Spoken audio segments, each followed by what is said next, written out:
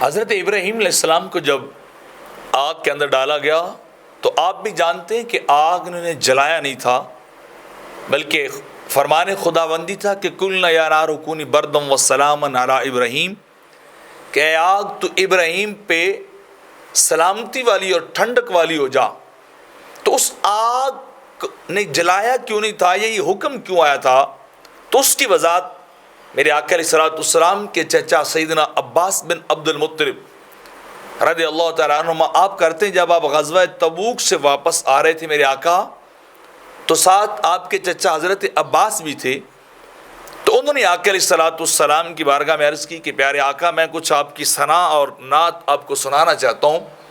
تو ایک لمبا قصیدہ اور لمبا کلام تھا جو آپ نے میرے آقا علیہ السلام کی بارگاہ میں پیش کیا۔ ان میں ایک شعر یہ بھی تھا کہ وَرَدْتَ نَارَ الْخَلِيلِ مُسْتَتِرًا، کہ اللہ کے نبی وہ جو ابراہیم علیہ السلام کی آگ تھی اس میں آپ بھی تھے، مستترا، پوشیدگی کے عالم اور کیفیت میں آپ بھی آگ کے اندر چلے گئے۔ فی صلبہ انت کیف یا طریق، کہ آپ ان کی پشت میں موجود تھے۔ ابراہیم علیہ السلام کے صلب میں آپ کا نور محمدی موجود تھا، تشریف فرما تھا۔ وہ کیف یا طریق، تو وہ کیسے جلتے؟ تو آگ نے انہیں اس لیے نہیں جلایا کہ آپ ان کی پشت اور صلب کے اندر موجود تھے۔ تو یعنی ابراہیم علیہ السلام کا آگ سے بچنا، آگ کے اندر نہ جلنا، یہ نور مصطفی کی برکات تھی۔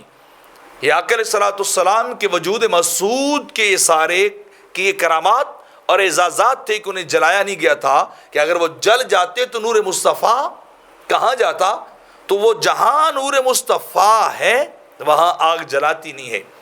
تو حضرت عباس سرکار کی بارگاہ میں یہ ذکر کر رہے ہیں کہ وَرَدْتَ نَارَ الْخَلِيلِ مُسْتَتِرًا، کہ آپ وہاں موجود تھے، آپ وہاں تشریف لے گئے، تو آگ نے نور مصطفی کی وجہ سے ابراہیم کو جلایا نہیں ہے۔